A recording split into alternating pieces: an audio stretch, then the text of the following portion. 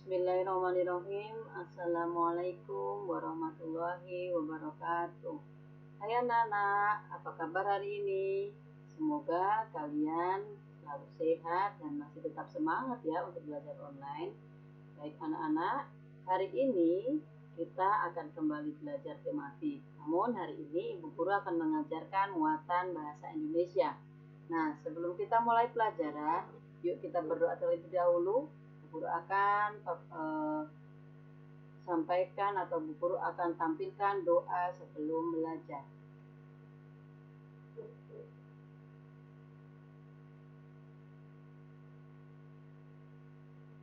Baik, bagaimana? Sudah selesai berdoanya?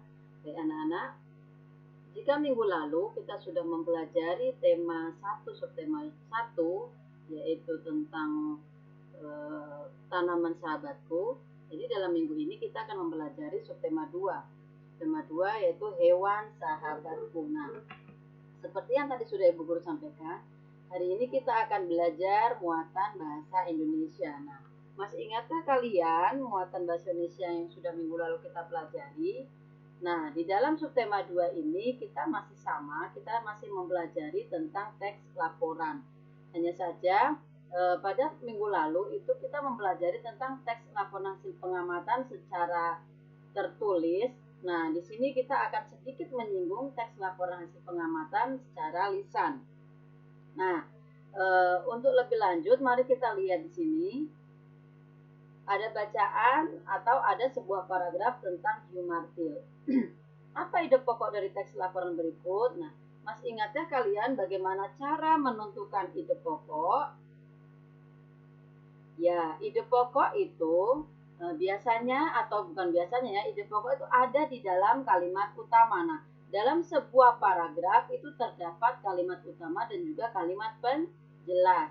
Nah, kalimat utama dalam sebuah paragraf ada di awal atau di akhir paragraf. Nah, kebetulan atau di dalam paragraf ini kalimat utamanya itu ada di awal paragraf.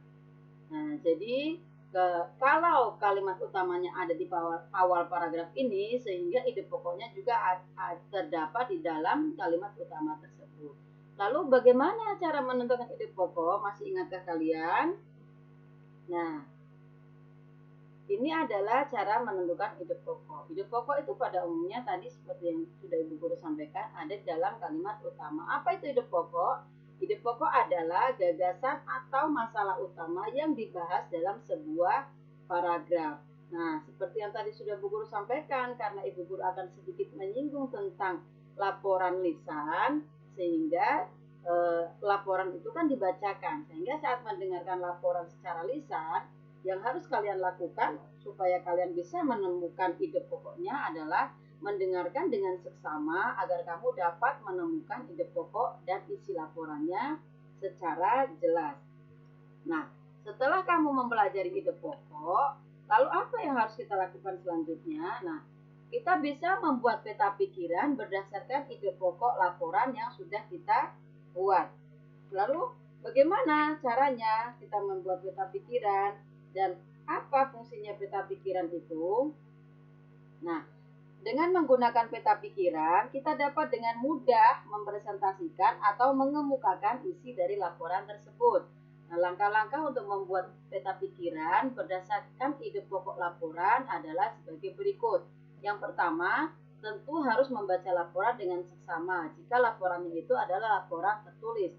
Namun jika laporannya itu adalah laporan lisan atau dibacakan, sehingga kamu harus mendengarkan dengan seksama. Terus yang kedua, mencatat setiap kata kunci yang terdapat dalam laporan. Apa itu kata kunci? Kata kunci adalah kata yang sering muncul dalam suatu paragraf atau dalam suatu laporan. Terus yang ketiga, membuat daftar ide pokok setiap paragraf. Jadi, dari masing-masing paragraf yang ada dalam laporan atau yang dibacakan dalam suatu laporan, itu kalian buat ide pokoknya. Paragraf 1 ide pokoknya apa, paragraf 2 ide pokoknya apa, paragraf 3 ide pokoknya apa. Nanti setelah itu baru kalian bisa membuat peta pikiran dari laporan tersebut. Nah, terus bagaimana lagi caranya untuk membuat peta pikiran itu? Kalian juga bisa menggunakan kata tanya. Kata tanya itu ada apa, di mana, kapan, siapa, mengapa, dan bagaimana untuk memudahkan kalian dalam menemukan gagasan utama dan informasi dari laporan tersebut. Yang selanjutnya adalah menemukan fakta dan ide pokok dalam teks laporan. Ingatkah kalian bahwa teks laporan itu memuat informasi penting yang disajikan dalam bentuk fakta atau data. Jadi namanya juga laporan ya. Jadi datanya atau isinya itu adalah fakta atau kenyataan. Lalu kamu dapat membuat pertanyaan juga untuk menemukan fakta dan juga data itu dengan menggunakan kata-kata tanya seperti tadi. Nah, terus yang selanjutnya kalau menentukan ide pokoknya sudah, membuat peta pikirannya sudah, terus menemukan fakta, informasi pentingnya juga sudah. Lalu kita bisa yang terakhir adalah membuat simpulan berdasarkan informasi penting teks laporan. Bagaimana caranya untuk membuat simpulan? Tentunya kita harus membaca keseluruhan dari laporan tersebut. Nah, setelah itu kalian bisa menemukan informasi penting yang terdapat dalam teks tersebut dan buatlah simpulan berdasarkan informasi penting dari teks tersebut. Atau bisa juga seperti tadi, kita membaca suatu laporan. Terus dalam laporan itu terdiri dari beberapa paragraf. Kita tentukan dulu masing-masing paragraf itu ide pokoknya mana. Nah, setelah kalian bisa menemukan ide-ide pokoknya, lalu kalian bisa gabungkan ide-ide pokok itu menjadi sebuah paragraf baru. Nah, setelah kalian menggabungkannya, nanti kalian bisa membuat simpulannya. Nah, untuk lebih jelasnya, Bu Guru akan contohkan di sini. Ini ada di halaman 41, bacaan tentang jerapah. Ini harusnya dibacakan, tapi nggak apa-apa, kita baca sama-sama. Jerapah merupakan suatu hewan mamalia yang memiliki ciri khas keunikannya adalah tinggi tubuh jerapah dapat mencapai 6 meter. Nah, dari sini ini ada 3 paragraf. Dari bacaan jerapah ini kita bisa menentukan masing-masing ide pokok dari paragraf pertama, paragraf kedua, dan juga paragraf ketiga. Misalnya, paragraf pertama, jerapah adalah hewan mamalia yang memiliki ciri khas tertentu. Terus yang kedua, ide pokoknya. Karena ide pokok itu ada di kalimat utama dan kebetulan juga ini pada ketiga paragraf ini kalimat utamanya semua ada di awal kalimat. Yang paragraf kedua, ide pokoknya. Makanan jerapah berupa dedaunan. Jadi makanan jerapah. Terus yang ketiga, jerapah berkembang biak dengan cara melahirkan. Itu adalah ide-ide pokok dari masing-masing paragraf. Nah, setelah kita menemukan ide pokoknya, kita bisa membuat peta pikiran. Peta pikirannya jerapah itu paragraf pertamanya merupakan hewan mamalia yang memiliki ciri khas.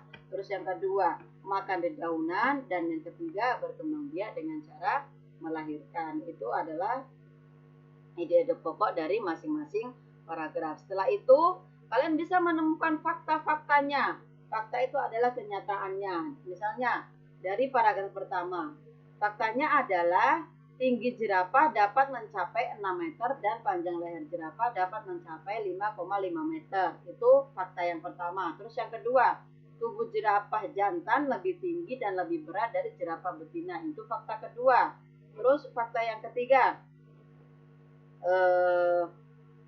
meskipun tubuh jerapah tinggi dan besar, jerapah dapat berlari dengan kencang. Itu adalah fakta ketiga. Kalau misalnya tadi Bu Guru sudah menjelaskan, kalian bisa menggunakan kalimat tanya untuk menemukan fakta-faktanya. Ini misalnya yang di sini ya, tinggi tubuh jerapah dapat mencapai 6 meter dan panjang leher jerapah dapat mencapai 5,5 meter.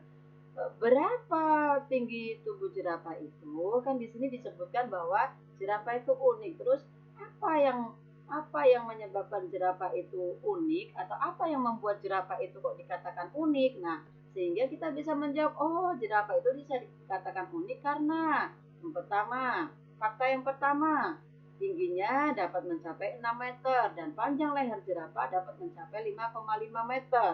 Terus jerapah jantan lebih tinggi dan lebih berat dari jerapah betina. Itu adalah salah satu contoh dalam menentukan fakta. Jadi fakta itu adalah kenyataan atau data nyata, data konkret dari sebuah laporan. Lalu bagaimana simpulannya Bu Guru? Simpulannya adalah dari masing-masing ide pokok tadi itu kalian bisa simpulkan menjadi satu paragraf atau menjadi sebuah beberapa kalimat. Misalnya seperti yang tadi ya, jerapah hewan mamalia yang memiliki ciri khas tertentu yang makanannya berupa dedaunan. Itu juga bisa menjadi simpulan.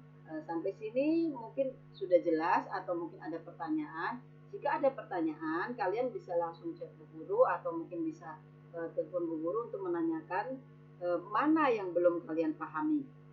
Nah, untuk supaya kalian lebih bisa memahami, Bu Guru akan berikan kalian tugas. Tugasnya adalah kalian bisa mengerjakan Ayo Berlatih di halaman 45. Maaf, Ayo Berlatih di halaman 45. Ada bacaan atau ada laporan, teks laporan yang berjudul Fakta Unik tentang Penyu. Nah, tugas kalian adalah membaca teks laporan tersebut dengan seksama. Kemudian yang pertama, kalau yang di buku tugasnya hanya disuruh membuat simpulan. Tapi Bu Guru mau yang pertama kalian tentukan ide pokok dari paragraf atau laporan tersebut. Itu yang pertama. Terus yang kedua, kalian sebutkan fakta-fakta yang ada dalam teks laporan tersebut. Itu yang kedua. Dan yang ketiga, buatlah simpulan dari teks laporan tersebut. Jadi ingat ya, memang betul tugasnya ada di halaman 45, tapi perintahnya Bu Guru tambahkan. Kalau di dalam buku perintahnya hanya membuat simpulan, di sini tugasnya Bu Guru tambahkan yang pertama menentukan ide pokoknya, yang kedua menentukan fakta-faktanya, dan yang ketiga membuat simpulan dari teks laporan. Sudah jelas anak-anak? Nah, kalau sudah jelas, alhamdulillah materi kita atau materi ini sudah selesai Bu Guru sampaikan. Semoga sedikit paparan Bu Guru tadi bisa menambah wawasan kalian.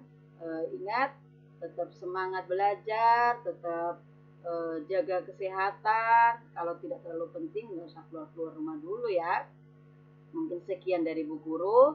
Oh iya, tugasnya nanti kalau sudah selesai, kalian fotokan dan kalian kirim ke WA pribadi Bu Guru.